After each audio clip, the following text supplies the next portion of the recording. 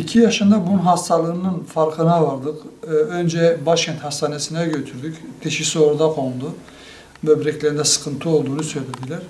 Ondan sonra orada belli bir müddet tedavi gördükten sonra Bağcılar Hastanesi'nin nefroloji bölümüne götürdük.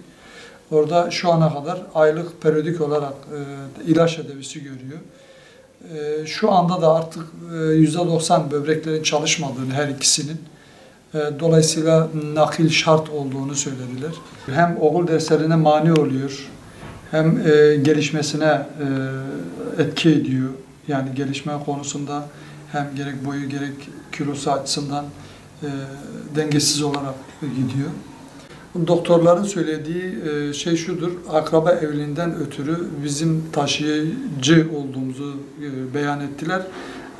Dolayısıyla bizim kendisine verme durumumuzun olmadığını söylediler.